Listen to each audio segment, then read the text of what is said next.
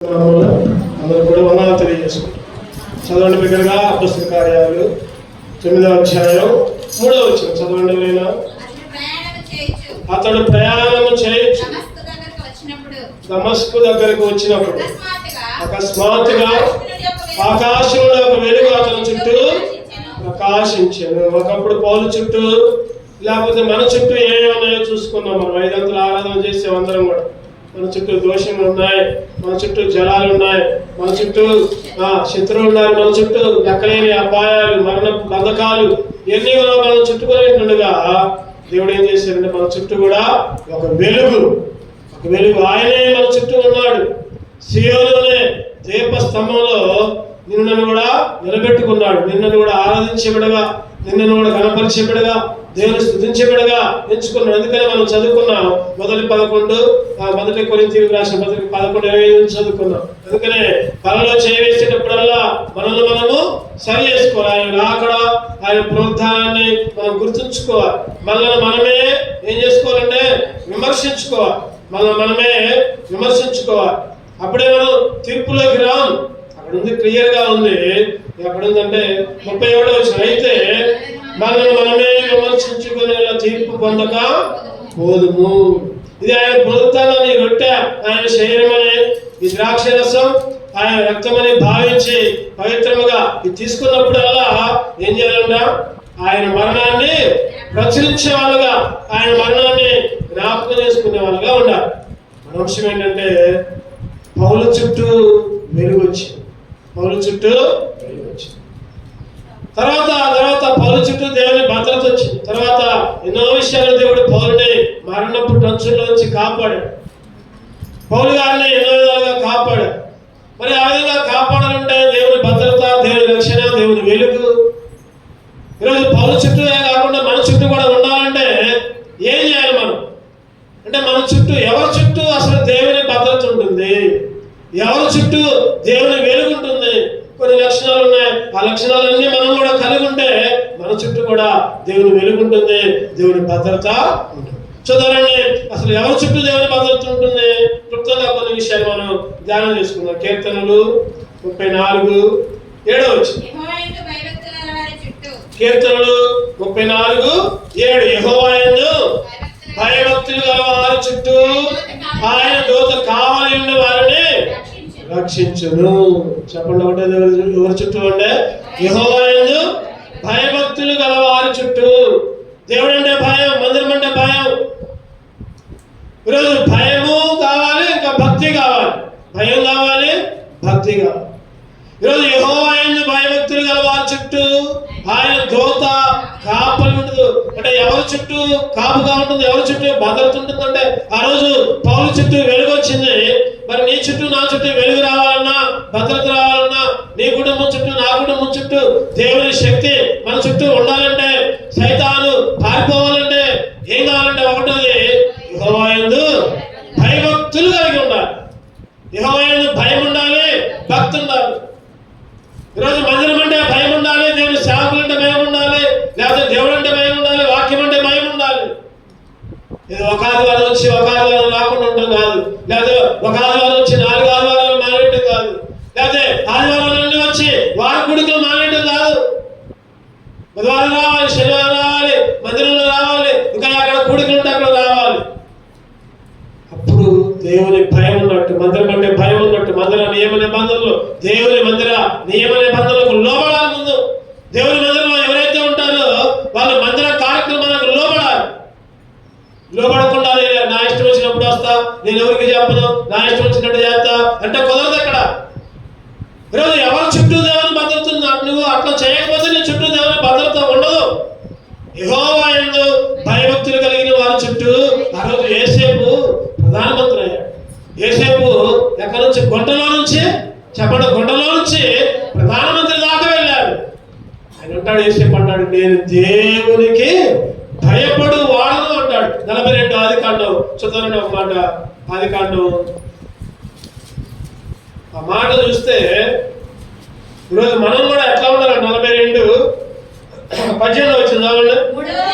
3వ దినమున యోసేపు వారిని చూచి, నేను దేవునికి భయపడు వాడును, మీరు బ్రతుకున్నట్లు నేను దేవునికి భయపడవాడు. మీరు బ్రతకాలంటే, మీ చుట్టూ దేవుని భద్రత ఉండాలంటే, మీ చుట్టూ దేవుని వెలుగు ఉండాలంటే దేవునికి భయపడండి.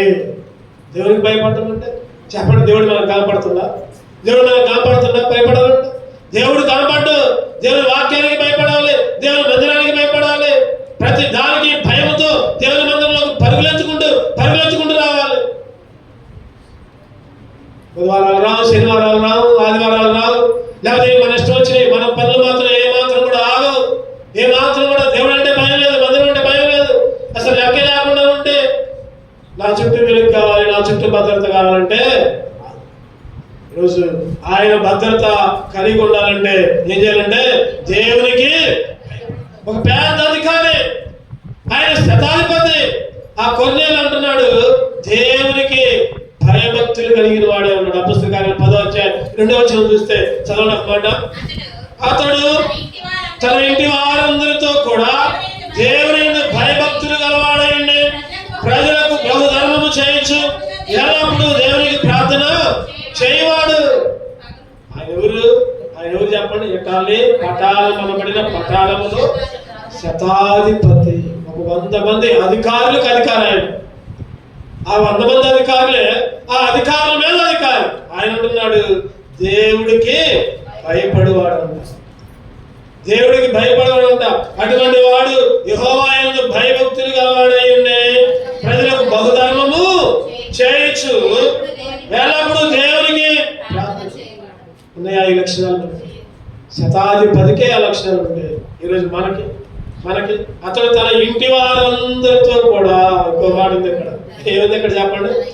ఇంటి వారందరితో కూడా దేవుని యందు భయభక్తులు గలవాడే.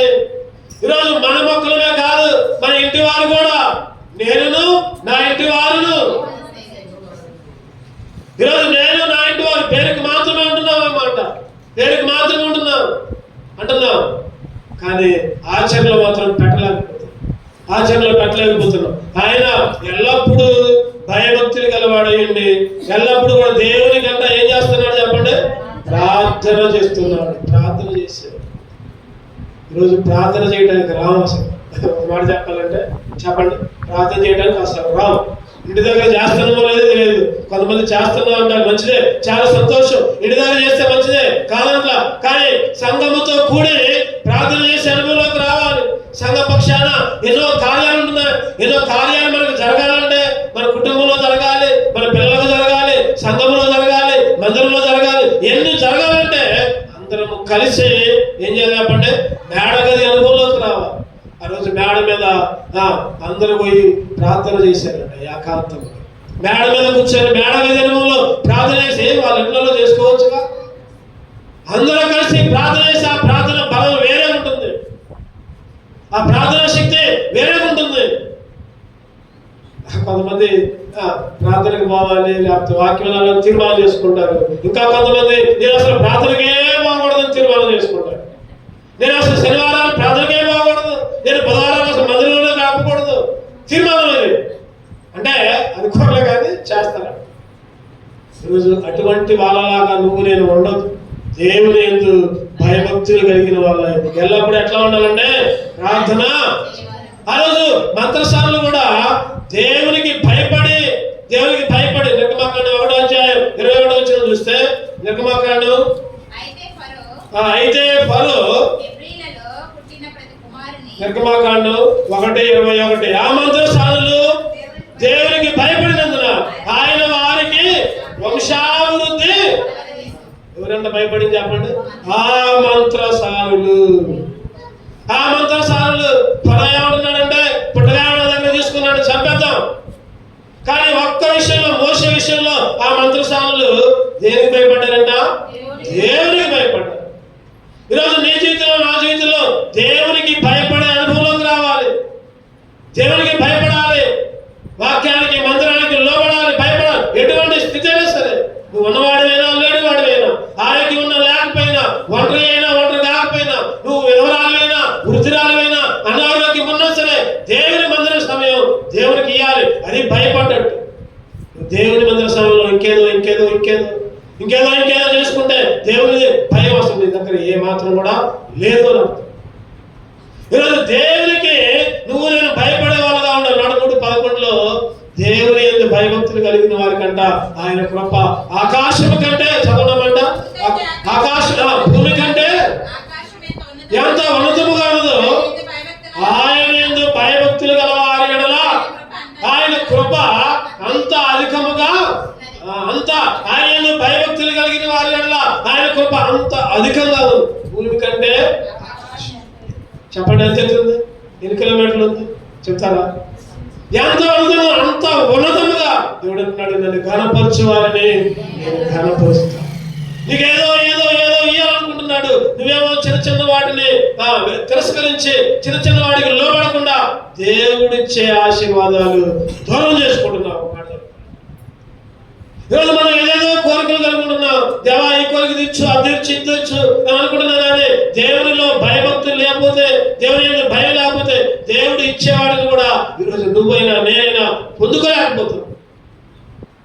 ఈరోజు పిల్లలనేమి పెద్దలనేమి 115 కీర్తన 13 వచ్చింది చదవండి. 115 పిల్లలనేమి పెద్దలనేమి ఆయన యందు భయభక్తులు గలవారిని యెహోవా చెప్పండి, యెహోవా ఆశీర్వాదాలు, దేవుని ఆశీర్వాదం. మన 14వ తారీఖు కూడిక జరిగింది. ఏ కూడిక అది? ఆశీర్వాద కూడిక. ఈరోజు పిల్లలనేమి పెద్దలనేమి ఎవరైనా దేవుని సన్నిధిలో ఉంటారో, దేవుని పనులు చేస్తారో, దేవునిలో నమ్మకంగా ఉంటారు, దేవుడు అంట ఆశీర్వాదిస్తాడు. ఏం చేస్తారంటే ఆశీర్వాదాలు నీకు నాకు రావాలంటే ఏం కలిగి ఉండాలి చెప్పండి? భయభక్తులు. భయం కలిగి ఉండాలి, భక్తి కలిగి ఉండాలి. భయం కలిగి ఉండాలి, భక్తి. ఈరోజు మొదటిగా ఎవరి చుట్టూ దేవుని వెలుగుంటుందంటే యెహోవా యందు భయభక్తులు కలిగిన వారి చుట్టూ దోత. రెండవగా చూద్దారండి, కీర్తన 32:10. కీర్తన 32:10 భక్తిహీనులకు అనేక వేదనలు కలుగుచున్నవి, యెహోవా యందు నమ్మిక ఉంచు వారిని కృప ఆవరించుచున్నది. ఆవరించడం అంటే చుట్టూ ఉంటాం.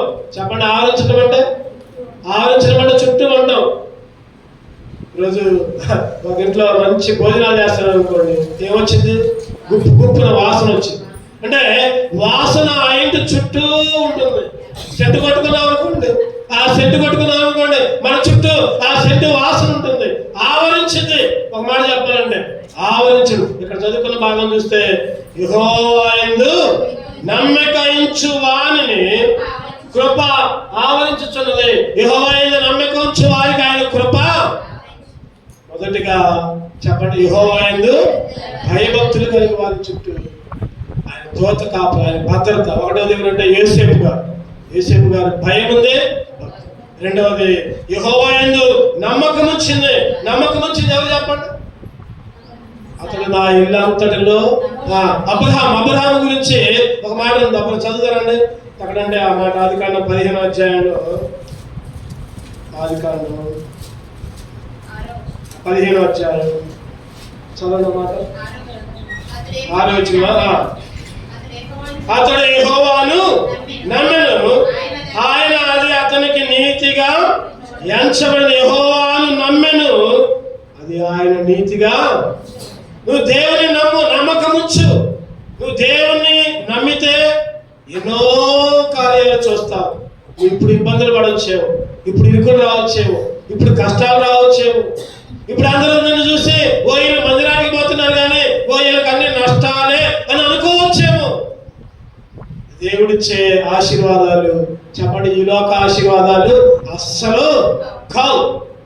ఆయన పర ఆశీర్వాదాలు, ఆత్మ సంబంధమైన ప్రతి ఆశీర్వాదం. ఎపిసోడ్ 1:3 ప్రకారం ఆత్మ సంబంధమైన ప్రతి ఆశీర్వాదం.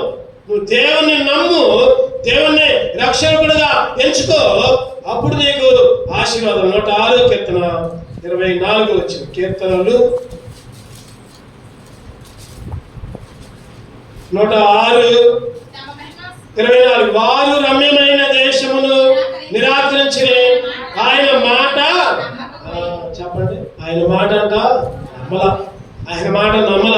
వారు రమ్యమైన దేశము నిరాకరించి ఆయన మాట నమ్మలా, ఆ దేశాన్ని పోగొట్టుకున్నారు. ఈరోజు ఎవరైతే నమ్ముతారో వాళ్ళకే పరలోక రాజ్యం, ఎవరైతే యేసుక్రీస్తు నమ్ముకుంటారో వాళ్ళకే పరలోక రాజ్యం. ఈరోజు చనిపోయిన తర్వాత నువ్వు పరలోకంలోకి వెళ్ళాలంటే దేవుని నమ్ముకో, యేసుక్రీస్తు నమ్ముకో. బైబిల్ చెప్తుంది, చెప్పండి బైబిల్ ఏం చెప్తుందంటే యేసుక్రీస్తు అందరికీ ప్రభు అని చెప్తుంది. ఏ భేదము లేదు, అందరూ కూడా పాపము చేసి దేవుడు అనుగ్రహించి మహిమను పొందలేకపోతున్నారు. చాలా మంది అనుకుంటారు ఇదేదో మతం, ఈ మతంలోకి మమ్మల్ని తెచ్చుతున్నారు అని అనుకుంటున్నారు. బైబిల్ అంటుంది కదా ఇది మతము కాదు, ఇది మతము కాదు. బైబిల్ అంటుంది కదా, యేసుక్రీస్తు అంటున్నాడు కదా, నేనే మార్గము, నేనే సత్యము, నేనే జీవము, నా ద్వారా తప్ప ఎవడు కూడా పరలోక రాజ్యానికి చేరుకోలేడు. నువ్వు ఎన్ని దాన ధర్మాలు చేసినా, ఎన్ని పుణ్యకారాలు చేసినా, నువ్వు ఎక్కడికి పోయి ఏ మొక్కులు మొక్కుకున్నా నువ్వు పరలోకానికి పోవు మిత్రమా. గుర్తుపెట్టుకో, యేసుక్రీస్తు మాత్రమే నిన్ను పరలోకానికి చేర్చే దేవుడు. యేసుక్రీస్తు నమ్ముకో, నువ్వు పరలోకానికి వెళ్తావు. ఆ రోజు ఇశ్రాయేలీయులు రమ్యమైన దేశంలో పోలేకపోయారు. కారణం ఏంటంటే దేవుని మాట నమ్మలేదు. దేవుని మాట అదే అధ్యాయంలో 11వ వచనంలో 11వ వచనం 106 కీర్తన, ఆయనను వారు ఆయన కార్యములను వెంటనే ఏం చేశారంట, మర్చిపోయారు. నమ్మట్లా, దేవుడు నమ్మట్లా. దేవుడు చేసిన కార్యాలు మర్చిపోయి మళ్ళీ లోకంలోనే లోక అలవాట్లు, లోక ఆచారాలు, లోక పోకడలు, లోక మాటలు, లోక స్నేహం, ఆశ్చర్య కార్యాలు ఎన్నో చేశారు కదా నీకు, నీ కుటుంబంలో, నీ పిల్లలకి, నీకు, ఈరోజు నాకు. మరి ఆయన కార్యాలని మర్చిపోయి ఏమంటే మరి లోకంలోకి ఎట్లా పోతున్నాం? లోక అలవాట్లు, లోక మాటలు, లోక జీవితం. ఎప్పుడైతే ఎన్ని మర్చిపోయావు, ఇశ్రాయేలు లాగా రమ్యమైన దేశంలో అడుగు పెట్టవు. అడుగు దేవుని నమ్ముకో, దేవుణ్ణి నమ్ముకో. చదవని మూడోదిగా యోబు గ్రంథం 1వ అధ్యాయం 10వ వచనం, ఎవరి చుట్టూ దేవుని భద్రత ఉంటుంది? నీవు అతనికిని అతని ఇంటి వారికి అతని కలిగిన సమస్తమునకును చుట్టూ కంచె వేస్తేవి కదా. నీవు అతని చేతి పని దీవించుచున్నాడు చేత అతని ఆస్తి దేశంలో బహుగా. చుట్టూ ఏమేశారంట? కంచె. ఎవరు చుట్టూ? ఎందుకని చెప్పండి, ఎందుకని చుట్టానంటారు? మనలో మన మాట చెప్పండి, ఎవరు చుట్టూ కంచె ఉంది? ఎందుకని? ఎందుకని? 1వ వచనంలో చెడుతనాన్ని విసర్జించు, చెడుతనాన్ని. ఈరోజు నువ్వు చెడుతనాన్ని విసర్జించు, నీ చుట్టూ కంచె. చెడుని దూరం చేసుకో. 1వది భయభక్తులు కలగాలి, మన చుట్టూ భద్రత ఉంటుంది, దూత. ఎవరంటే అబ్రహాం. తర్వాత రెండవది చెప్పట్లా, నమ్మకం ఉంచుకోవాలి. ఎవరిలాగా? అబ్రహాం గారి లాగా. 3వది చెడుతనాన్ని విసర్జించు. యోబు గారి లాగా చుట్టూ కంచె. ఎవరి చుట్టూ కంచె? ఎవరి చుట్టూ దోత? ఎవరి చుట్టూ కృప? ఎవరి చుట్టూ కృప అంటే అబ్రహాం గుర్తు రావాలి. ఎవరి చుట్టూ కంచె అంటే యోబు గారి గుర్తు రావాలి. తర్వాత ఇంకా మొట్టమొదటిగా చూసుకున్నాం, ఎవరి చుట్టూ దోత కాపలా ఉంటుందంటే ఎవరి చుట్టూ అంటే దేవునికి భయపడే వారి చుట్టూ. 3వదిగా చెడుతనాన్ని అసహించు. చెడుతనాన్ని, ఈరోజు చెడు ఎట్లా ఉంటుందంటే తీయగా ఉంటుంది. చెడు తీయగా ఉంటుంది. ఒక చిన్నపిల్లవాడు మందిరానికి వస్తాడు, స్కూల్కి పోతాడు, ఇంటి దగ్గర ఉంటాడు. మందిరానికి వస్తాడు, స్కూల్కి పోతాడు, ఇంటి దగ్గర ఉంటాడు. మందిరానికి వచ్చినప్పుడు ఏమో పాటలు పాడుతాడు. చిన్నపిల్లవాడే ఇంటి దగ్గర పోతే తల్లిదండ్రులు, అరే మీ నాన్న అట్ట తింటురా, మీ అమ్మ అట్ట తింటురా, పూతులే, నోట్ల నుంచి పూతులే. స్కూల్లో కూడా సహవాసం, ఆ మాటలు ఆడిపోతాయి. ఈరోజు భయంకరమైన మాటలు చిన్న పిల్లల దగ్గర నుంచి బూతులు నేర్పుతున్నారు. వీళ్ళు మాట్లాడితే వాళ్ళు నేర్చుకుంటారు. తల్లి మాట్లాడితే చెప్పండి పిల్ల మాట్లాడు, తండ్రి మాట్లాడితే కొడుకు మాట్లాడతాడు. ఈరోజు నీ మాటలు జాగ్రత్త. చెడు మాటలు, చెడు చూపులు, చెడు ఆలోచనలు, చెడు పదాలు, చెడు నడకలు, చెడు ఆలోచనలు ఇవన్నీ ఉంటే కంచె అస్సలకే. యోబు గారు చెడుతనాన్ని ఏం చేశారంటే అసహించు. ద్వితీయోపదేశకాండం 23వ అధ్యాయంలో చక్కటి మాట రాయబడుతుంది. ద్వితీయోపదేశకాండం 23:14 చదవండి. నీ దేవుడైన యెహోవా నిన్ను విడిపించుటకును నీ శత్రువులను నీకు అప్పగించుటకును నీ పాలనలో సంచరించుచున్నను గనుక ఆయన నీలో అసహ్యమైన దేనినైనా చూచి నిన్ను విడవకున్నట్లు నీ పాలము పరిశుద్ధముగా, నీ పాలము, నీ శరీరము, నీ ఇల్లు ఎట్లా ఉండాలంటే పరిశుద్ధంగా. దేవుడు వచ్చి చిచి ఏమంత అసహ్యంగా ఉంది దేవుని దగ్గర నేను పోను, చిచి ఆయన నోరు తెరిస్తే బూతులే ఆయన దగ్గర నేను ఉండను. దేవుడు అసహించుకున్నాడు మన చేతలు, మన మాటలు, మన చూపులు బట్టి. ఈరోజు పరిశుద్ధంగా జీవించు, అప్పుడే దేవుడనే. అక్కడ ఒక మాట ఉంటుంది, ఎవరిదంటే నీలో అసహ్యమైన దేనినైనా, అంటే అసహ్యమైంది దేవునికి ఇష్టం లేదు ఏది కూడా మన దగ్గర ఉండకూడదు. మన మాటే, చూపే, తలంపే, ఆలోచనే. ఈరోజు మందిరంలో నేను చాలా చక్కగా కనపడుతున్నాను, ఇంటి దగ్గర పోతే కానీ మన అసహ్యం బయటపడదు, మన రంగు అసహ్యం బయటపడదు. ఈరోజు నువ్వు ఎక్కడున్నా సరే ఇక్కడ ఆ మాట గుర్తుపెట్టుకోండి, నీలో అసహ్యమైన దేనినైనా చూచి నిన్ను దేవుడు విడవకున్నట్లు నీ పాలెము, నువ్వెక్కడుంటే అక్కడ నువ్వు పరిశుద్ధంగా ఉండు, పరిశుద్ధముగా జీవించు. అప్పుడే నీ చుట్టూ కంచె. 4వదిగా చూద్దారండి, 2వ రాజులు 6వ అధ్యాయం 17 వచ్చింది.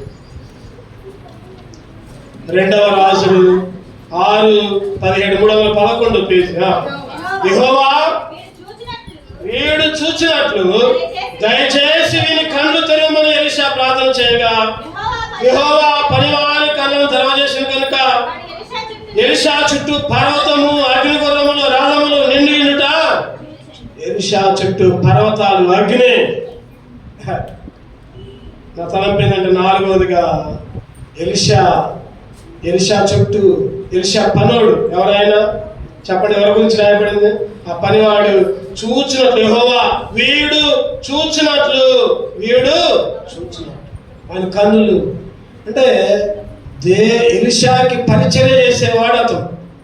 ఎలీషాకి పరిచర్య అంటే దేవుని పరిచర్య చేయి నువ్వు, నీ చుట్టూ కూడా అగ్ని ఉంటుంది, నీ చుట్టూ కూడా దేవుని భద్రత, నీ చుట్టూ కూడా గుర్రాల రథాలు, లేకపోతే దేవుని దూతలు.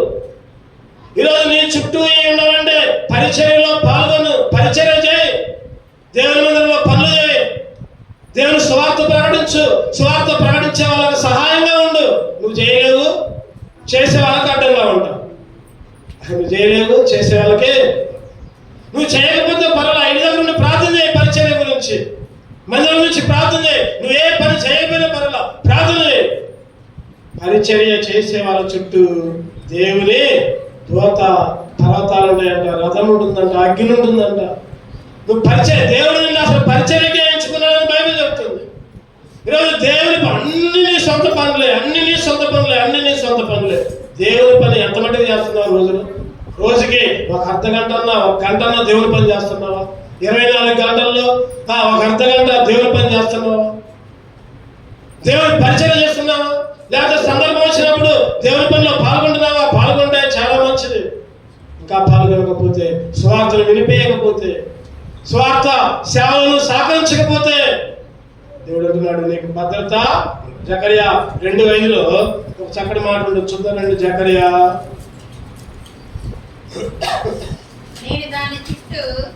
2:5 పేజీ నెంబర్ 778. నేను దాని చుట్టూ అగ్ని ప్రాకారముగా ఉందును, నేను దాని మధ్య నివాసినై మహిమకు కారణముగా ఉందును. ఇదే యెహోవా వాక్కు. నేను దాని చుట్టూ ఎట్లా అంట? అగ్ని. పరిచర్య చేసే వాళ్ళ చుట్టూ. నేనంతా నువ్వు పరిచర్య చేయకపోయినా పర్వాలేదు, కానీ ఆదివారం, బుధవారం, శనివారాలు మానేయకుండా మందిరంలో గడుపు సాలు, అంతే. నువ్వు పని చేయకపోయినా పర్వాలేదు. ఖచ్చితంగా దేవుడు నీ చుట్టూ అగ్ని ప్రాకారాన్ని, కంచెని, భద్రతని, కృపని చుట్టూ కంచె దేవుడు ఉంచుతాడు. దేవుని మందిరంలో పాల్గొ, అప్పుడే దేవుడు నిన్ను ప్రేరేపిస్తాడు, పనులు చేయడానికి కూడా ప్రేరేపిస్తాడు. నువ్వు దేవుని మందిరానికే సరిగా రావు, కుడికలకే సరిగా రావు. ఇంకా దేవుడు నీ చుట్టూ ఎట్లా ఉంచుతాడు భద్రత? ఏదో ఇప్పుడు బాగానే ఉన్నాలే అని అనుకోవచ్చు, నాకు ఏది తక్కువ కాల, నాకు అన్ని మంచిగానే ఉన్నాయలే అని అనుకోవచ్చు. కానీ అకస్మాత్తుగా ఊరి మీద పడ్డట్టు నీ మీద శోధనలు పడతా ఉంటాయి. గుర్తుపెట్టు, ఉరుములు మెరుపులు పిడుగులు పడ్డట్టు ఒక్కసారి నీ మీద పడితే నువ్వు తట్టుకోలేవు. నేను ఇప్పుడు బాగానే ఉన్నాను, నాకు ఏ ఇబ్బంది లేదు, నాకు అన్ని మేలు చేస్తాను, నాకు అన్ని దీవెనలా ఉంటున్నా, నేను పోయినా పోకపోయినా, ప్రార్థన చేసినా చేయకపోయినా, మందిరానికి పోయినా పోకపోయినా, పనులు చేసినా చేయకపోయినా నాకేది తక్కువ లేదురా అని అనుకుంటున్నావేమో. ఒకేసారి దేవుని ఉగ్రత మీద పడుతుంది. జీవము గల దేవుని చేతిలో పడటం బహు భయంకరమని బైబిల్. ఈరోజు నువ్వు దేవుని పరిచయం చేయి. నీ చుట్టూ అగ్ని ప్రాకారాలు. చివరిగా అవి కూడా చూసుకుందాం, ముగించుకుందాం. కీర్తనలు 125:2 కీర్తనలు 125:2 యెరూషలేము చుట్టూ పర్వతములు ఉన్నట్లు యెహోవా ఇది మొదలుకొని నిత్యము తన ప్రజల చుట్టూ.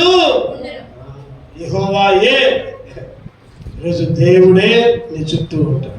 తన ప్రజలు చెప్పండి, తన ప్రజలంటే ఎవరైతే దేవునికి నమ్మకంగా ఉంటారో, ఎవరైతే దేవునికి నమ్మకంగా ప్రార్థన చేస్తారో, ఎవరైతే దేవుళ్ళు చెడు చూడకుండా, చెడు వినకుండా, చెడు మాట్లాడకుండా దేవుని మందిరంలో గడుపుతారో వాళ్ళే దేవుని ప్రజలు. నేను అప్పుడప్పుడు వచ్చి మందిరంలో ప్రార్థన చేసి, మందిరంలో కానుకలు ఇచ్చి, లేదా మందిరంలో అన్ని కార్యక్రమాల్లో పాల్గొని, మందిరంలో అన్ని పనులు చేసి, ఇంటికి పోయి నా ఇష్టం వచ్చినట్టుంటా, అందరి మీద పెడతా, లేకపోతే అందరి మీద తగాదాకపోతా, లేకపోతే దేవుడికి ఇష్టం లేని పనులన్నీ చేస్తా, నా చుట్టూ ఉండదంటే భ్రమే అది. నువ్వు దేవుల్లో ఉంటున్నావు, దేవుని బలంలో చేయవేస్తున్నావు, దెయ్యం బలంలో కూడా చేయవేస్తున్నావు. ఏం ఉపయోగం? నువ్వు అప్పుడు దేవుని ప్రజవి కాదు. ఆయన తన అక్కడ ఉంది ఒక మాట, ఏముందంటే మళ్ళీ ఒకసారి చదవడం మాట. యెరూషలేము చుట్టూ పర్వతములు ఉన్నట్లు యెహోవా ఇది మొదలుకొని నిత్యము తన ప్రజల చుట్టూ. నీ చుట్టూ నా చుట్టూ ఉండాలంటే ఆయన ప్రజగా ఉండాలి, ఆయన జనముగా ఉండాలి, ఆయన ప్రజగా ఉండాలి. ఈ లోకంతో స్నేహం చెప్పండి దేవునికి. అందుకనే తిమోతికి రాసిన 2వ పత్రిక చక్కటి మాట ఉంటుంది. 4వ అధ్యాయం తిమోతి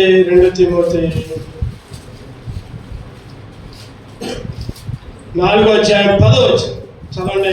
ప్రేమ ఈ లోకమును స్నేహించి నన్ను విడిచి తెస్సలోనికకు వెళ్ళేమో. తేమ పౌలేమో దేవుని పని చేస్తున్నాడు, పౌలేమో దేవుని పరిచయం చేస్తున్నాడు. ధ్యామ ఏమో చెప్పండి, లోకాన్ని స్నేహించాడు. లోకాన్ని స్నేహించి పౌలును గడవటం అంటే దేవుని విడిచిపెట్టడమే. నువ్వు మందిరాన్ని గడవటం అంటే దేవుని విడిచిపెట్టడం గుర్తుపెట్టుకో. నువ్వు మందిరంలోకి ఒక వారం రాలేదనుకో, నువ్వు దేవుని విడిచి లోకంలో ఉన్నట్టు, లోక స్నేహం చేసినట్లు. నువ్వు మందిరాన్ని విడిచి, కూడికలను విడిచి నువ్వు ఉన్నావంటే దేవుణ్ణి విడిచినట్టే గుర్తుపెట్టుకో. ఇక్కడ దేమ ఈహలోకమును స్నేహించి నన్ను విడిచి తెస్సలోనికకు అంటే లోకంలోకి, లోక అలవాట్లోకి, లోక ఆచారంలోకి, లోక ఫంక్షన్లలోకి, లోక కార్యక్రమంలోకి, లోక పనుల్లోకి, లోకముతో స్నేహించి ఆదివారం ఖచ్చితంగా దేవుని మందిరంలో ఉండాల్సి. అది రూలా అంటే రూలే అంతే. నువ్వు ఆదివారం నీకు ఏ పనున్నా, ఎన్ని పనులున్నా, ఏదన్నా, నన్ను తిట్టుకున్న పనులా. ఒకసారి ఒక చెల్లి నన్ను అడిగింది, అన్నా ఈ ఆదివారం పలానా వస్తున్నారు, పలానా దగ్గరికి పోవాలి, నేను మొహమాటం లేకుండా చెప్పాను. నువ్వు బాగుందని చెప్పాను అంతే. ఖచ్చితంగా విన్నది లోపడదు ఆ చెల్లి, నేను పేరు చెప్పనులే. కానీ ఈరోజు ఆ మందిరం నేను చాలాసార్లు చెప్తున్నాను, మందిరానికి రాకపోయిన పనులు అత్యావసరం ఉంటే పర్లేదు, కొద్దిగా చెప్పండి అంటే చెప్పకుండా మందిరం లేకపోతున్నారు కొంతమంది. దేవునికి స్తోత్రం అనుకున్నాను. సరే, అది మీ ఇష్టం కాదట్లా. ఇప్పుడు ఒక మందిరానికి వచ్చేటప్పుడు, మందిరంలో అందరూ ఉండేటప్పుడు పలానా పని ఉందన్నా పోతుందని ఒక మాట చెప్తే పర్వాలేదు, లోపడ్డట్టు మందిరానికి లోపడ్డాడు. చెప్పకుండానే నీ ఇష్టం వచ్చినట్టు మందిరం మానేసి, నీ ఇష్టం వచ్చినట్టు అసలు మందిరం మానేయడానికి నీకు అధికారం లేదు. 6 రోజులు నీ, 7వ రోజు నీది కాదని బైబిల్ చెబుతుంది. 7వ రోజులోనే 3 గంటలోనే, ఆ 3 గంటల్లోనే 1 గంట, 1 అర్ధ గంట, 1 పావు గంట దొంగతనం చేయటం అంటే గజ దొంగలు ఒక మాట చెప్పాలండి, మామూలు దొంగలు కాదు. 2 గంటల దొంగతనం చేస్తే బందిపోటు దొంగలు, గంట దొంగతనం చేస్తే గజ దొంగలు. ఈరోజు ఎందుకు నేను ఈ మాట్లాడినందుకు బాధపడుతుంది, దయచేసి గుర్తుపెట్టుకోండి. దేవునికి విలువ ఇవ్వాలి. దేవుడు తన ప్రజలుగా ఎప్పుడు ఒప్పుకుంటాడంటే దేవుని ఎందుకు భయపడి దేవునికి విలువించి దేవుల్లో ఉంటే. ఈ లోకాన్ని స్నేహించి దేవ ఈ లోకాన్ని స్నేహించాడు, నన్ను విడిచాడు, ఎక్కడికెక్కడికో. నువ్వు దేవుని ప్రజలుగా ఉండాలంటే, దేవుని ప్రజలుగా ఉండాలంటే, జీవ గ్రంథంలో నీ పేరు రాయబడాలంటే ఈ లోక స్నేహాన్ని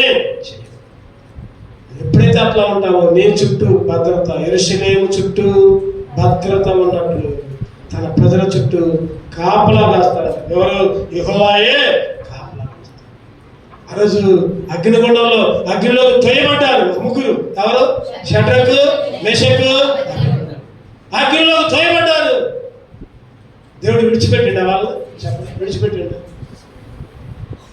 సింహాల గుహలోకి త్రోయబడ్డాడు దానియేలు. దేవుడు విడిచిపెట్టిండా? ఏ మాత్రం కూడా విడిచిపెట్టలా.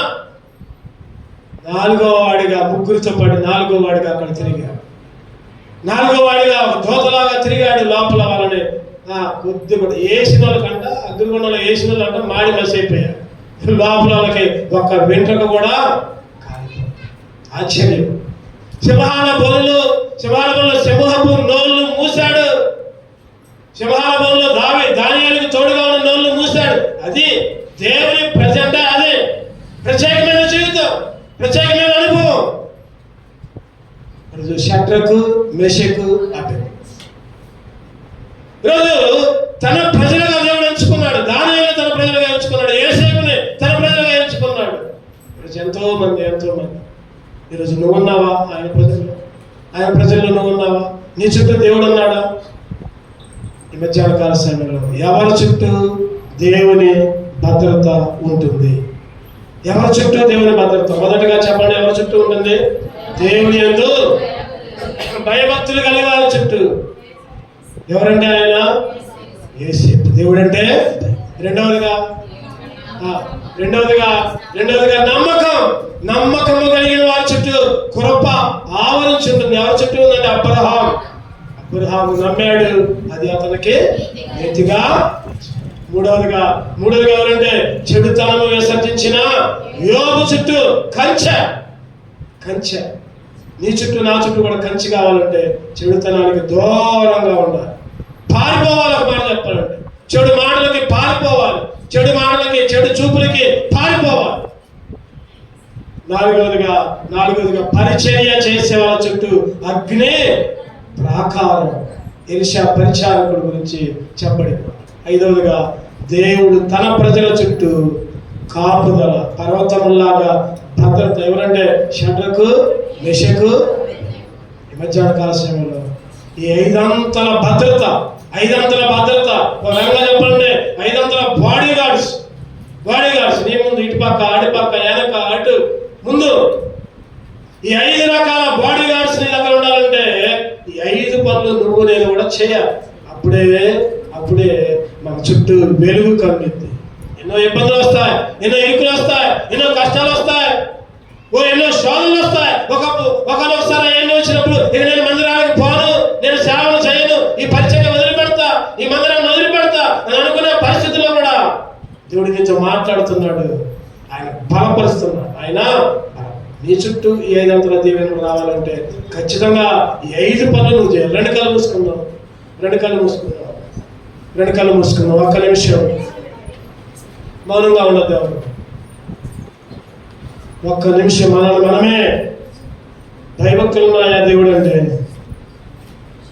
భయభక్తులు ఉంటే చుట్టూ దూతలు ఉంటారు. మన చుట్టూ దూతలే భయం ఉంటాయి. ఈరోజు నమ్మకం ఉంటే కృప. అబ్రహాము గారు లాగా కృప ఆవరించింది. ఎక్కడ పోయిన దేవుని కృప అంతే. చుట్టూ కంచె. యోబు గారికి చెడుతనాన్ని విసర్జించాడు. చెడు మాటలు ఒకళ్ళ గురించి చెడుగా మాట్లాడొద్దు. వాళ్ళు చెడిపోయిన వాళ్ళే అయినా కానీ వాళ్ళ గురించి చెడ్డగా మాట్లాడొద్దు. మనం చెడుకు దూరంగా ఉన్నాం. అప్పుడే చుట్టూ కంచె. దేవుని పని, పరిచర్య నమ్మకంగా. పరిచర్య అంటే ఏదో వాక్యం చెప్పడమో, పాటలు పాడటమో, ప్రార్థన చేయడమో కాదు. దేవుని మందిరానికి రావడం కూడా పరిచర్య. దేవుని మందిరంలో వాక్యం ఉండడం కూడా పరిచర్య. దేవుని పనులు